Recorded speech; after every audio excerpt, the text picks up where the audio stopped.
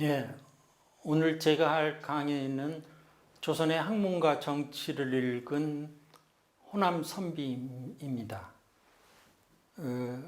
강의의 순서는 먼저 선비란 어떤 것인가를 살펴보고 그 다음에 그 호남 선비라고 할 수 있는 호남 사림의 형성 과정, 그리고 호남 사림의 학맥과 사상을 전반적으로 살펴본 뒤 그 다음에 구체적인 인물을 중심으로 해서 마무리를 짓겠습니다. 그럼 강의를 시작하겠습니다. 먼저 선비란 무엇인가? 박지원은 연암집에서 선비는 글 읽는 사람, 즉 독서인이라고 이렇게 보았습니다. 근데 여기서 글 읽는 사람이라고 하는 것은 그냥 단순히 글재주를 풍부히 하고 글 잘 짓는다는 그런 명예를 위해서 글을 읽는 것이 아니라 학문을 닦고 연구하며 도를 논하기 위해서 글을 읽는다고 이렇게 박지원은 보았습니다. 따라서 선비는 학식과 인덕을 갖춘 인물을 의미하는 것이죠. 사실 우리 역사에서 선비가 본격적으로 형성되는 시기는 조선시대입니다.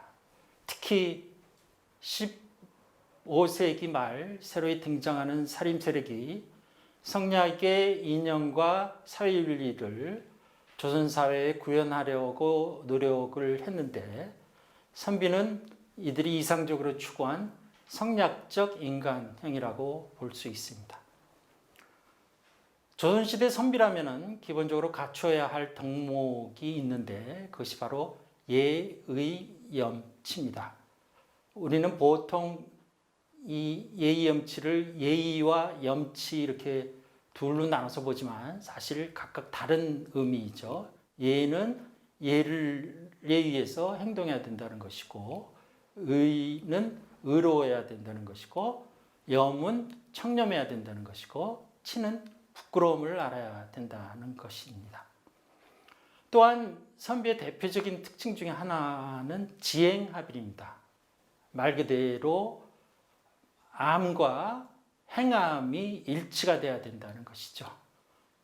요즘 우리가 보면은 말과 행동이 일치되지 않은 사람이 많지 않습니까? 근데 선비라고 하는 것은 바로 이러한 말과 행동이 일치되는 그런 사람을 의미했던 것이죠. 호남사림은 이러한 조선시대 선비의 전형적인 모습을 보여주고 있습니다. 그러면 호남사림이란 어떤 사람들일까요? 호남사림은 호남지방, 즉 전라도를 기반으로 해서 중종대에 성립돼서 성장한 사림이라고 할 수가 있습니다. 이들은 대체로 조선 건국 이후 정치적 변동 속에서 저리를 고집하거나 정쟁에 연루됨으로써 받았던 정치적 박해를 피해 전라도로 이주해온 사대부 가문의 후예들이었습니다. 그리고 이들이 연산군 때 서서히 등장해서 중종원정 이후에 본격적으로 흥기했던 것이죠. 그리고 특히 호남사림들은 이 시기에 훈척에 대항해서 사림을 정치적으로 결집시키는 데 크게 기여를 했습니다. 무슨 말이냐 하면은 그때까지만 하더라도 사림은 하나의 정치 세력화 되지를 못했던 것이죠. 그러다가 중종대에 와서 본격적으로 정치 세력화 하는데 거기에 크게 기여했던 그 사람들이 호남 사림이었던 것입니다. 그래서 대표적인 예가 바로 이 1512년에 소세항의 소롱보기 주장과 그리고 1515년에 박상 김적육의 신비보기소라고 이렇게 할 수가 있습니다. 소릉은 단종의 어머니인 현덕왕릉이었어요. 그리고 신비는 중종의 첫 번째 부인이었습니다. 근데 이 단종의 어머니 현덕왕후는 단종이 폐위되면서 같이 그 현덕왕후의 능까지 폐등이 됐던 것이죠. 그래서 그냥 서인으로 이렇게 격하가 됐던 것입니다. 그리고 신비 역시 중종의 조광지처였었는데 결국은 그 반정 공신 세력의 협박에 의해서 결국 왕비에서 쫓겨날 수밖에 없었던 것이죠. 그래서 이때 와서 이 호남살인들은 이렇게 현덕왕후의 능을 폐등시키고 신비를 쫓아낸 것이 성략적 명분론에 어긋난다라고 이렇게 주장을 했던 것입니다. 그래서 이들을 복위시키라고 이렇게 했던 것이죠. 그래서 소롱복위는 1년 동안의 논의 끝에 복위가 되고요. 그렇지만은 신비 복위는 결국 성공을 하지 못합니다. 뒤에 가서 숙종대에 가서나 이렇게 복위가 되는 것이죠. 그래서 어쨌든지 간에 이러한 사건을 통해서 호남 살인들은 그 당시에 혼촉에 대항해서 살인을 정치적으로 결집시키는데 크게 기여를 했던 것입니다. 그리고 나서 그 이후에 기묘사화와 을사사화가 일어나죠. 그리고 또 기묘을사사화 이후에도 계속 여러 고변 사건이 일어나게 됩니다. 그래서 이러한 사건들로 인해서 호남의 많은 인물들이 유배나 파직을 당하고 심지어 죽기까지 하였으나 오히려 호남 살인은 재지적 기반을 바탕으로 학문적으로 정치적으로 활발한 활동을 하게 됩니다. 그래서 명종 말에는 서서히 정계에 진출하기 시작하다가 선조가 징의한 이후에는 노수신, 유이춘, 김난상 등이 을사피하인으로서 복관되면서 본격적으로 진출하고 중앙정계에서 주도적 역할을 했던 것이죠. 그래서 선조 초에 가면은 고위관료로서 활약했던 인물 중에 상당수가 호남 살인이었습니다. 즉 살인들의 성략적 이념을 구현시키는 경연을 주도한 것은 바로 유이춘과 기대승이었고요. 이때 유이춘과 기대승은 율곡 이와 함께 그 선조 초에 경연을 이끌었던 3명 중에 바로 그 2사람인 것입니다. 그리고 당시에 정치적으로 구신과 대립하면서 이제 구신이라고 하는 것은 살인 중에서도 조금 연배가 높은 그런 사람들을 얘기했었죠. 그래서 이들과 대립하면서 살인 정치를 정착시키는데 적지 않은 역할을 한 인물이 바로 노수신과 박순이었고요. 여기에 오겸과 송순 등이 과도적 역할을 했었습니다. 동서분당이 되어서는 이발이 동인의 영수로 활약하고 정철은 서인의 중심 인물로 활약하게 됩니다. 그래서 호남과 영남이 인재의 부고로서 조정에 증명된 자의 반수가 영남과 호남 사람이라는 소리가 나온 것도 이때였습니다. 그만큼 호남 사림이 중앙정계에 많이 진출해서 굉장히 활발한 활약을 했던 것이죠. 그 다음으로는 호남 사림의 학맥과 사상을 살펴보겠습니다. 호남 유학은 이 호남 사림의 형성 과정과 밀접한 연관을 가지며 전개가 되었습니다.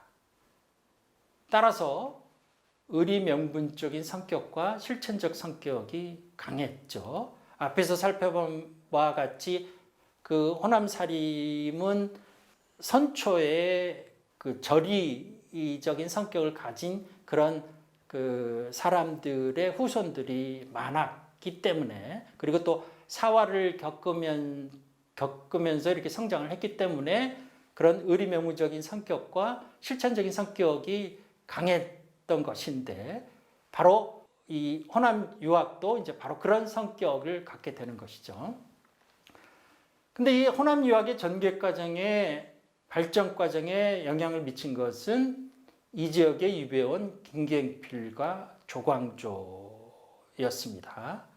김갱필은 조광조의 스승이기도 하고 또 김종직의 제자이기도 하죠. 그리고 또 스스로 소학동자라고 이렇게 칭하면서 그 실천을 중시했던 그런 인물입니다. 그러니까 말을 중시한 것이 아니라 몸소 행하는 것을 갖다가 이렇게 중시를 했던 것이죠. 그런데 이 김갱필은 모사 때 이제 결국 순천으로 유배를 와서 거기서 결국 4년 동안 유배 생활을 하다가 사사당하게 됩니다. 사약을 먹고 이제 죽게 되는데 그동안 최산두, 유계린, 최충성 등 많은 제자들을 갖다가 길러내게 됩니다. 그리고 조광조는 바로 김갱필의 제자이죠. 그리고 결국 그 중종대의 이 기묘사림의 영수이기도 했었죠. 그래서 중종대의 그 도학 정치를 주도하고 이끌어 가다가 결국은 안타깝게도 기묘사화로 결국 능주로 유배돼서 한 달 만에 사사당하게 됩니다. 이때 양팽손과 양산보 등 호남살인 가운데 상당수가 그의 친구로 또는 문인으로 이렇게 교유를 했었습니다. 비록 짧은 기간이었지만 이 지역에서 죽음으로써 이 호남 유학이 도학적 성격을 가지게 되는데 결정적인 영향을 미쳤던 것이죠. 그래서 이 시기 호남 살림의 사상이 김갱필, 조광조의 도학사상, 지치주의 유학과 크게 다르지 않은 것도 바로 이 때문인 것입니다. 여러분 지금 보시면 바로 이 소세원 이 그림 사진이 있죠. 바로 이 소세원은 조광조의 문인이었던 양산보가 세운 것입니다. 근데 우리가 알기에 이 소세원은 양산보가 이 조광조의 죽음에 또는 기묘사화에 크게 실망을 해갖고 은둔을 했던 곳이라고 우리가 이렇게 일반적으로 생각을 하지만은 그것은 표면적인 시각일 뿐 실제로는 이 소세원은 양산보가 바로 이 김갱필 조광조의 도학사상 지치주의 유학을 갖다가 자연에다가 실현시키려고 했던 그런 곳이에요. 그래서 그 스승이 못다 이룬 그 꿈을 갖다가 이 소세원의 건축과 그런 자연으로서 이렇게 구현을 하려고 했던 그런 것이라고 이렇게 할 수 있는 것이죠. 그러니까 단순한 은둔이 아니라 이 스승의 이런 사상을 갖다가 자연에 이렇게 구현시키려고 했던 그런 적극적인 의지 속에서 나온 곳이 바로 이 소세원이라고 할 수가 있습니다. 또한 호남사림은 영남사림, 기호사림과 다양한 형태의 학문 교류를 하면서 서로의 학문적 내용과 이론들을 갖다가 풍부히 해 나갑니다. 그래서 종류를 보면은 지방관 역임을 통해서 하기도 하고요. 또 유배를 와서 이렇게 교류를 하기도 하고요. 또는 교재와 서신 등을 통해서 이렇게 교류를 하기도 합니다. 먼저 지방관 역임을 예를 보면은 김종직과 김한국 등이 있는데 이들은 호남 지역의 지방관으로 와갖고 전라감사라든지 이런 그런 지방관으로 와갖고 소학과 향약, 향음주례 등을 시행하면서 향촌 교화에 힘썼습니다. 김종직의 호남 출신 문의로는 최부와 이계명 등이 있고 김한국의 문의로는 바로 김인우와 유이춘 등이 있습니다. 그리고 또 앞서서 김갱필과 조광조 얘기를 했지만은 노수신도 역시 진도에 기항하서 19년 동안 살면서 호남 성리학을 이론적으로 풍성하게 했었습니다. 그래서 이 노수신은 이항과 김인우, 이항 등과 활발한 학술 논쟁을 벌이기도 하죠. 그 다음에 또 교재와 서신의 대표적인 예가 이황입니다. 그래서 이황은 송순, 유이춘, 기대승을 비롯한 호남 살인들과 교유하고 학술 논쟁을 벌이고 또 박광재나 문희세 같은 호남 살인들이 그의 문화에 들어가서 수학하고 문인이 되기도 합니다. 그래서 명종 때 이르면은 성리학에 대한 이해가 깊어지면서 학파가 형성되는데 호남 살인도 비교적 단일한 학문적 성격을 가졌던 중종 때와는 달리 다양한 학문 집단이 형성되고 크게 송순 계열과 서경덕 계열로 나눌 수가 있습니다. 그래서 송순 계열은 송순, 김인우, 기대승, 이항 등이 이제 대표적인 인물들인데 이들은 서로 간에 학설의 차이가 없지는 않지만 크게 보면은 주자 성리학에 가깝다고 할 수가 있습니다.